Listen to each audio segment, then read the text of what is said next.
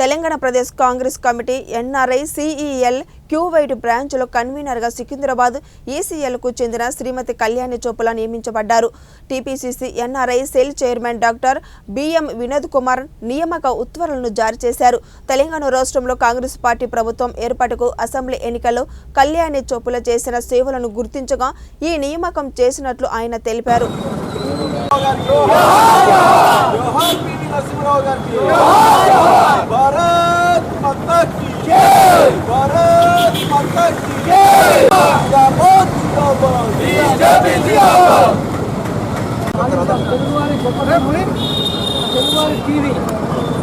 ఇది నరసింహారావు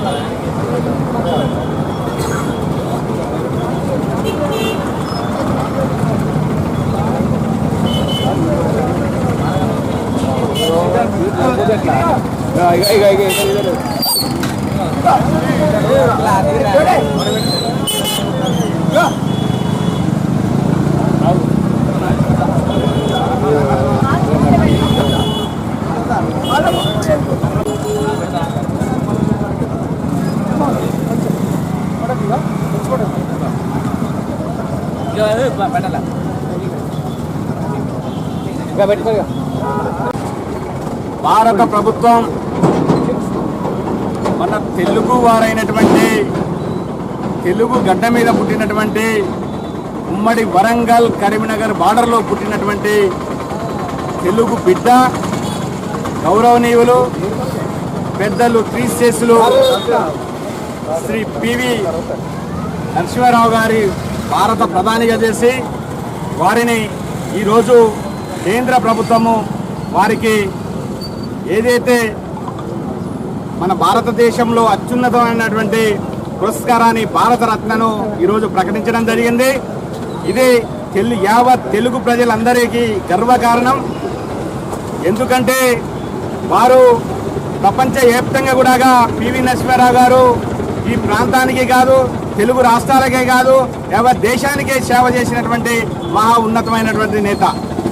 వారు మన ఆంధ్రప్రదేశ్ ముఖ్యమంత్రిగా పనిచేశారు. భారతదేశానికి అతి కష్ట పరిస్థితిలో ఉన్నటువంటి భారత్ని ఆ రోజు ఇష్ట పరిస్థితిలో ఉన్నది భారతదేశము. అటువంటి పరిస్థితిలో ప్రధానిగా ఉండి ఆర్థిక సంస్కరణలు చేసినటువంటి మహా ఉన్నతమైనటువంటి నేత. వారు 18 భాషలు అనార్గంగా మాట్లాడినటువంటి వ్యక్తి. వారు ఆ రోజు ఉన్నటువంటి కాంగ్రెస్ ప్రభుత్వం వారిని అవమానపరిచింది. ఏ మాత్రం వారు కాంగ్రెస్ ప్రభుత్వ ప్రధానిగా చేసినా కూడా ఆ పార్టీ ఒక తెలుగు వారిని వారు చనిపోతే కూడా పట్టించుకోలేదు. వారికి సరి అయిన ఘాటు ఏర్పాటు చేయలేదు.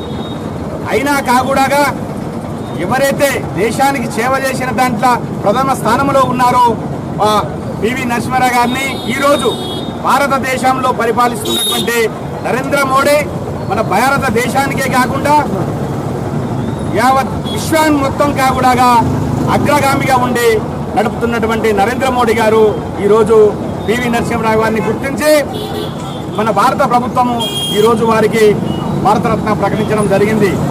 అది మన తెలుగు వారందరం గర్వించదగ్గ విషయం. కానీ ఏదైతే భారతదేశంలో భారతదేశాన్ని ప్రపంచవ్యాప్తంగా కూడా విశ్వ గురువుగా తయారు చేయడం కోసం కంకణం కట్టుకున్నటువంటి వ్యక్తి ఎవరంటే మన దేశ ప్రధాని మోడీ గారు. దేనికంటే ఇదే నిదర్శనం. ఎటువంటి స్వార్థం లేదు, నీతి నియమాలు కట్టుబడి ఉన్నటువంటి వ్యక్తి, ధర్మానికి పనిచేస్తున్నటువంటి వ్యక్తి.